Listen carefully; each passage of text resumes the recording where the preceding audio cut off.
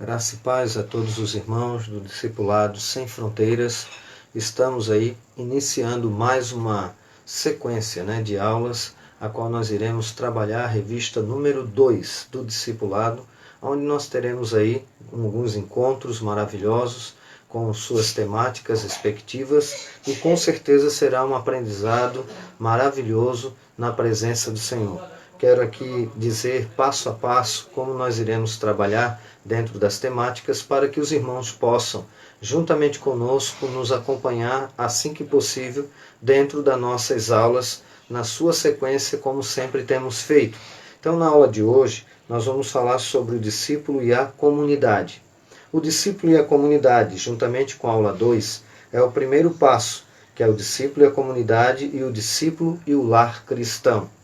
Depois, no segundo passo, nós vamos trabalhar a lição 3, 4 e 5. A lição 3, o discípulo e a tentação. Lição número 4, o discípulo e a impureza.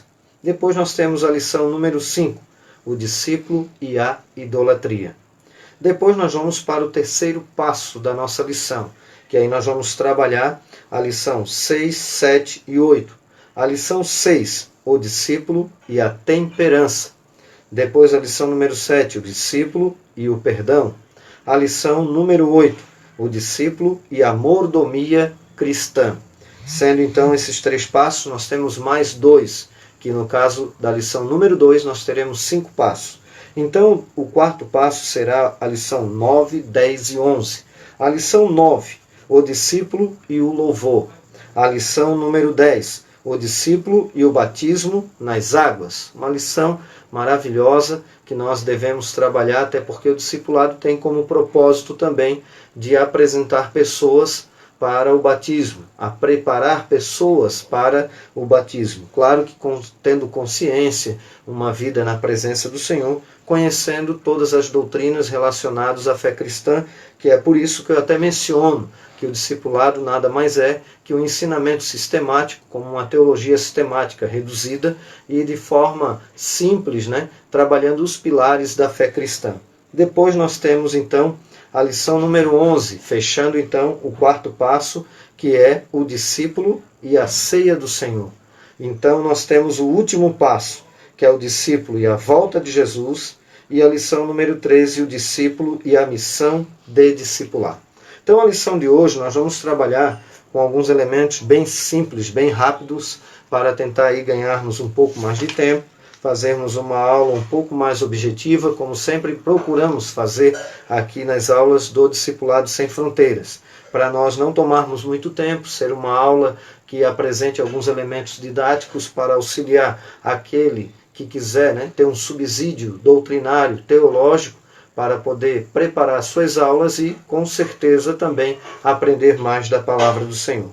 Aí nós colocamos aqui, então, alguns elementos de forma bem rápida para nós trabalharmos.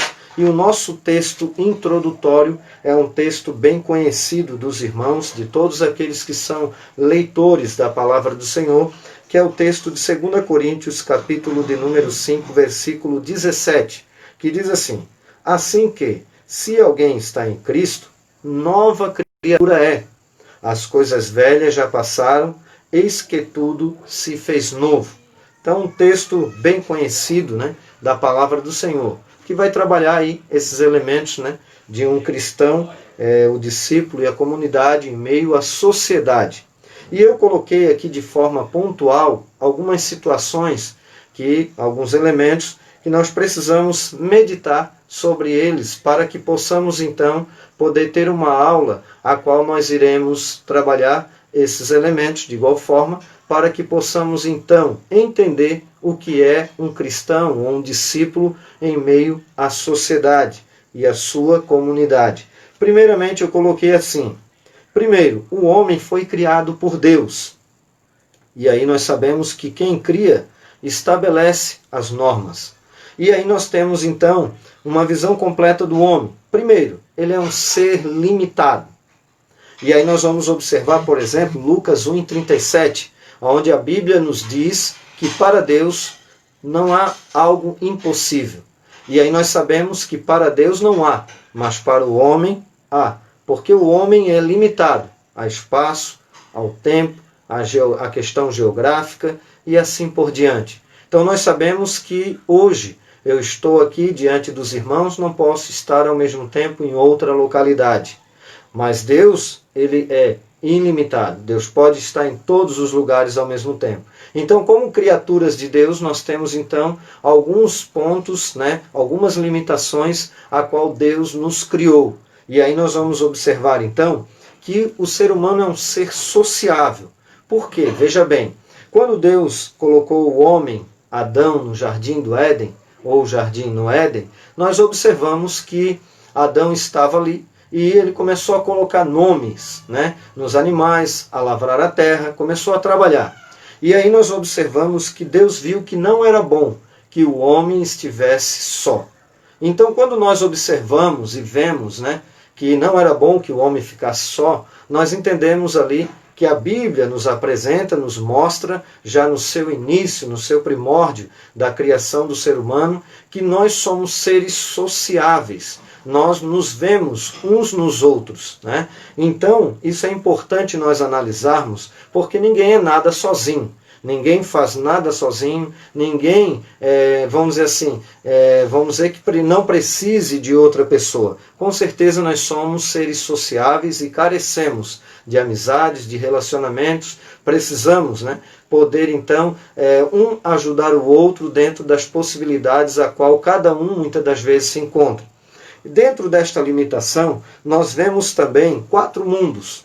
E esses 4 mundos que nós vamos trabalhar como elementos para a nossa lição de hoje, são mundos que vão trazer o quê? A ideia de totalidade de algumas situações da vida humana. Por exemplo, se nós fôssemos aqui falar sobre o mundo da criança, tudo que está relacionado às crianças.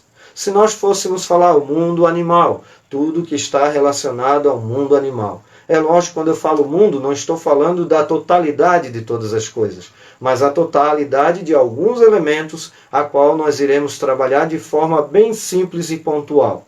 Por exemplo, o primeiro é o mundo bio, vida, que Deus nos criou conforme a sua imagem e semelhança, mas nós temos um corpo físico. Então nós temos limitações, como aqui já adentrando na nossa introdução, nós mencionamos. E aí nós estamos limitados a tempo, espaço, circunstâncias. Nós temos também necessidades, a qual nós podemos ver o alimento, o descanso, até mesmo uma vida sexual para quem é casado, logicamente. Então nós observamos que a Bíblia nos mostra que o adversário, ele é alguém, é um agente que vem para tentar o ser humano. Na verdade, ele odeia o ser humano, independente se ele é cristão ou não. Porque eu sempre digo que o adversário ele quer ver a pessoa destruída, quer ver a pessoa arruinada.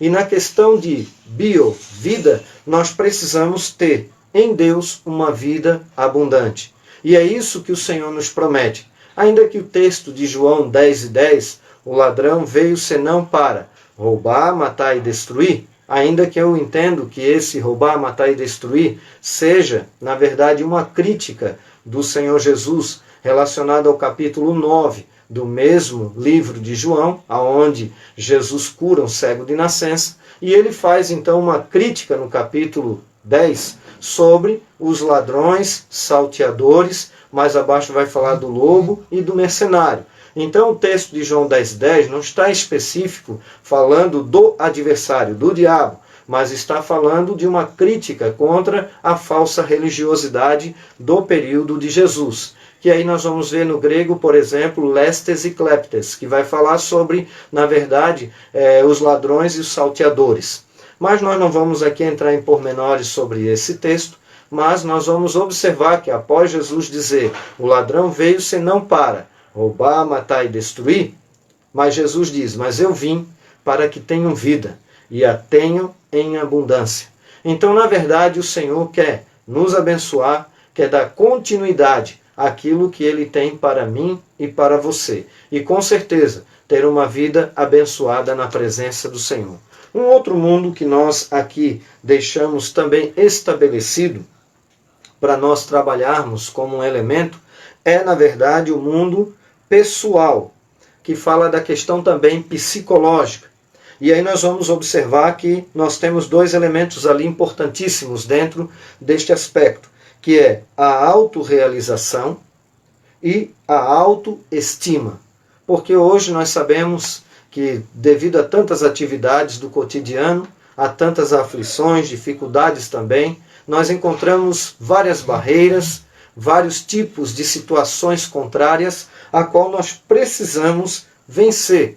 E a Bíblia fala, como eu disse de início, já introdutoriamente falando, que Deus criou o homem à imagem e semelhança, homem, mulher, macho e fêmea.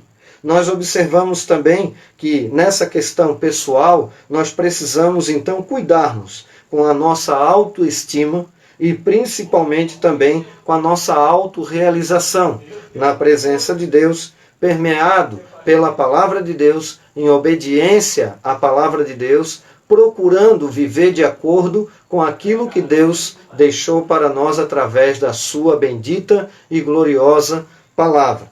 Nós temos o terceiro mundo, que é o terceiro mundo, ele é social. É onde vai trabalhar, por exemplo, informação, a cultura, a recreação, socializar-se. E isso nós podemos ver um exemplo maravilhoso, porque a Bíblia nos mostra, por exemplo, na introdução da nossa lição, que aqui eu não vou ler a lição, tá, irmãos? Eu estou trabalhando alguns aspectos, alguns elementos, para nós então darmos aí subsídio para os irmãos e também para aprendermos um pouco mais da palavra do Senhor, que é o texto de João 17 e 15, onde diz que Jesus diz o seguinte: não peço que tires do mundo, mas que o livres do mal. Veja bem, a oração sacerdotal de Jesus, em João 17, ele fala ao Pai: não quero que o tires do mundo, mas que o livres do mal. Então nós estamos numa sociedade que, de alguma forma, nós iremos, de forma positiva ou negativa, influenciarmos e sermos influenciados dentro daquilo que nós temos como sociedade. É interessante analisarmos que, para exercermos um testemunho cristão em meio à sociedade, nós não podemos viver de forma isolada. Tanto é que João, capítulo 2, versículo 1 e 2, o texto bíblico vai nos dizer que Jesus foi convidado a uma festa em Caná da Galileia, um casamento. E nós vamos observar que tanto ele quanto seus discípulos e a sua própria mãe foram convidados a estarem de forma social juntamente com outras pessoas em um determinado casamento em Caná da Galileia. Inclusive, pela misericórdia do Senhor, no ano passado, quando estivemos lá em Israel, nós estivemos justamente no local onde Jesus fez o seu primeiro milagre, a qual está relatado no Evangelho de João, capítulo de número 2, versículo de 1 em diante. E aí nós vamos observar que ele transforma a água em vinho, e é o seu primeiro milagre, o primeiro relato do seu primeiro milagre, né, dentro daquilo que nós vemos nos evangelhos. E aí nós observamos que Jesus estava em meio a várias pessoas, ele não vivia desassociado à sociedade, e ele dava então um ótimo, um excelente testemunho, na verdade levando, né, a palavra de Deus, porque ele é a própria palavra, mas levando a palavra de Deus a todos aqueles que não conheciam o Evangelho, vamos dizer assim, até porque até então tinha apenas a Taná, que é o Antigo Testamento hebraico. E aí nós vamos observar então que a Bíblia nos recomenda, por exemplo, como o apóstolo Paulo fala, né, a Timóteo. Ele diz lá em 1 Timóteo, no capítulo de número 4, versículo de número 12, ele nos deixa uma grande recomendação. Ele diz o seguinte: torna-te padrão dos fiéis na palavra, no procedimento, no amor, na fé e na pureza. Então olha só, irmãos, como a palavra do Senhor, ela é tremenda e nos dá parâmetros para termos e sermos um padrão a esta sociedade que cada vez mais se destrói e vive desassociada àquilo que é a vontade e a palavra de Deus. Que nós possamos, de uma forma séria, possamos viver aquilo que Deus tem para as nossas vidas em meio a uma sociedade a qual carece de ser influenciada por pessoas que servem a Deus e que procuram viver de forma que agrada ao Senhor e que dê bom testemunho aos demais. Nós temos então aqui um mundo espiritual. E esse eu vejo que, sendo entre os 4 mundos mencionados, da totalidade de algumas situações, nós observamos que esse, ao meu ver, é o que vai determinar o que nós iremos ser ou não, o que nós iremos fazer ou não. Porque não há alguém que possa viver e dizer que não serve ou a Deus. Se não serve a Deus, com certeza ele vive de uma forma contrária à vontade de Deus. Não tem como servir a 2 senhores, como diz a Bíblia lá no Evangelho de Mateus, né? Ou agrada um e aborrece o outro, ou aborrece a um e desagrada o outro. E aí nós vamos observar então que o texto que nós temos para mencionarmos aqui, e daqui já passarmos para o nosso final da nossa aula, como eu disse aos irmãos, seria uma aula um pouco mais objetiva, ainda que procurando sempre levar aí um período, né, de tempo a qual nós possamos trabalhar o contexto das nossas lições. Nós vamos observar o texto de Mateus, capítulo de número 5, versículo de número 13 ao 16. Logicamente, nós não vamos fazer uma exposição do texto, até porque dentro deste conceito, né, do que está proposto nesse texto, nós, por exemplo, faríamos aqui uma exposição, seria no mínimo 1 hora, né, ou no mínimo 45 minutos, porque é um texto a qual nós podemos trabalhar grandes elementos teológicos para que possamos aprendermos mais da palavra do Senhor. Um texto que Jesus está no Sermão da Montanha, que é do capítulo 5 ao capítulo 7, e nós observamos, por exemplo, capítulo 5, versículo 13, que nos diz assim: Vós sois o sal da terra, e se o sal for insípido, com que se há de salgar? Para nada mais presta, senão para ser lançado fora e ser pisado pelos homens. Vós sois a luz do mundo. Não se pode esconder uma cidade edificada sobre um monte, nem se acende a candeia e se coloca debaixo do alqueire, mas no velador, e dá luz a todos os que estão na casa. Aí termina: assim resplandeça a vossa luz diante dos homens, para que vejam as vossas boas obras e glorifiquem o vosso Pai que está nos céus. Então um texto, né, bem conhecido, bem categórico, para aqueles que são estudiosos e leitores da palavra do Senhor, a qual Jesus traz ali como uma forma de metáfora, né? Mostrando a questão do sal da terra e da luz do mundo. E lógico que quando nós observamos estes elementos, sal e luz, né, de forma bem simples, quero ser aqui, expor, né, dentro desse contexto, nós observamos, por exemplo, que o sal, no período bíblico, da época de Jesus, ele era extraído do Mar Morto, e quando extraído do Mar Morto, uma boa parte era insípido, quer dizer, não tinha sabor. E essa parte não era lançado fora de início, ele era guardado no templo, e os levitas, que eram os obreiros do templo, com as chuvas de inverno, aonde ao redor do templo havia um mármore, aonde as pessoas ao andarem escorregavam por causa da chuva, por causa da água. Os levitas, que eram os obreiros, pegavam esse sal armazenado, que era insípido, jogavam então fora, né, ao redor do templo, para que quando as pessoas passassem, não escorregassem. Aí olha o que Jesus fala, que o sal, se for insípido, não serve para mais nada, a não ser para ser lançado fora e ser pisado pelos homens. Logicamente, Jesus está usando de uma metáfora para mostrar, dentro de um contexto, trazendo alguns elementos histórico-culturais, para aplicar então a vida do cristão, que nós poderíamos então aqui dizer de forma bem objetiva, para não tomarmos muito tempo. Seria mais ou menos assim: olha, ser cristão, ser crente, ser alguém que diz que serve a Deus, como fulano de tal, ou como fulana de tal, ou como ciclano, ou como beltrano, Deus que me livre. Então quer dizer, ele não tem sabor, está sendo lançado fora, está sendo pisoteado pelos homens. Por quê? Porque as pessoas não têm ele como alguém de referência, acabam tendo ele como alguém de referência de forma negativa. Jesus está trabalhando então esses elementos para que eu e você possamos ter uma vida debaixo da vontade do Senhor, para sermos o sal da terra. A palavra luz, ali no texto, é phos, no grego. E essa palavra phos, ela traz uma ideia, dentro de vários pontos que ela trabalha, eu vou ser objetivo, ela trabalha também aquela ideia de luz santa, de uma luz que não é apenas um clareio, uma luz, algo que venha a ser iluminado por uma lâmpada. Não, é algo além. E eu sempre paro para analisar esse contexto, observando a seguinte ideia.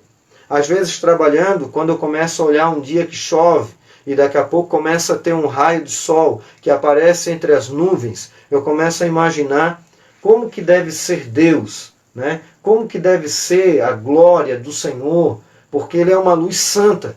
E a Bíblia fala aqui no texto que é para nós sermos o sal da terra e a luz do mundo. E essa luz venha resplandecer diante dos homens, para que vejam as vossas boas obras e glorifique o vosso Pai que está nos céus. Então, o cristão, o discípulo, que é chamado, que é o discípulo e a sociedade, o discípulo que está em meio à sociedade, ele, na verdade, exerce um papel importantíssimo na presença do Senhor e diante dos demais. Que o Senhor possa, de uma forma toda especial, irmãos, nos encher com a sua graça, com o seu Espírito, que é o combustível, tanto para sermos sal, quanto para sermos a luz do mundo. Essa mensagem, se os irmãos quiserem entrar no meu Facebook, na minha página normal ali, né, os irmãos vão ver lá abaixo que eu tenho uma mensagem sobre o sal da terra e a luz do mundo. Então ali está um pouco mais amplo, mais completo. Aqui na nossa lição nós estamos trabalhando, lógico, de forma objetiva. Para nós concluirmos então, nós observamos que alguém, debaixo da direção de Deus, vai dar frutos para a glória do Senhor. Vai ser uma pessoa, vai ser alguém, um cristão, que com certeza irá glorificar o nome do Senhor. E é para isso que o Senhor nos chamou, para glorificarmos e darmos fruto para a glória do nome do Senhor Jesus. E aí nós vamos observar então de forma bem rápida que a nossa lição, ela tinha e tem por objetivo, né, reconhecer a necessidade de viver uma vida piedosa diante de Deus e da sociedade. Segundo, desenvolver novas amizades, principalmente entre os cristãos, e exercer influência positiva sobre a sua comunidade através do poder transformador do Evangelho de Cristo, que nós aplicamos aqui de forma bem objetiva, bem básica. Depois nós vamos observar, nós tínhamos aqui como primeiro ponto, uma nova vida espiritual, uma nova fé. Depois, tínhamos aqui uma nova esperança. Mas nós trabalhamos dentro daquele contexto dos 4 mundos, para trazer um subsídio para quem estudar esta lição e for aplicar a mesma. Depois nós temos uma nova vida moral, porque o conceito de moral é absoluto. E aí o conceito de moral é absoluto. Nós temos também como o segundo subtópico, como somos vistos pela sociedade, e aí nós falamos aí um pouquinho, né? Também o terceiro tópico, uma nova vida social, novas relações sociais, tá? Depois nós tínhamos o outro lado da vida social, que seria então nós fazermos boas obras. E é aquilo que Jesus falou, o que o apóstolo Paulo mencionou também, claro que Jesus em outro texto, e o apóstolo Paulo em Efésios 2, 8 e 9. Pela graça sois salvos, mediante a fé. E isto, que a graça não vem de vós, é dom de Deus, nem das obras, para que ninguém se glorie. Paulo estava falando, logicamente, das obras da lei, como nós já mencionamos em outras aulas, mas nós, no nosso contexto do nosso cotidiano, né, do século XXI, é aplicado muito a questão das obras no sentido de fazer caridade. E quando nós falamos sobre esse elemento, caridade, que também é uma forma de obras, porque ali está se referindo às obras da lei, do texto de Paulo, onde ele menciona Efésios 2, 8 e 9. Mas nós podemos muito bem observar e aplicar também a essa questão, que nós fazemos algo, ou damos testemunho, ou fazemos, vamos dizer assim, boas obras, porque nós temos Cristo, porque nós temos uma vida pautada na presença do Senhor. E como tendo uma vida na presença do Senhor, logicamente, como consequência dessa graça em nossa vida, nós então damos fruto para a glória do nome do Senhor. Então, irmãos, que Deus abençoe os irmãos poderosamente. A nossa próxima aula, nós iremos trabalhar então a lição número 2, que será o discípulo e o lar cristão.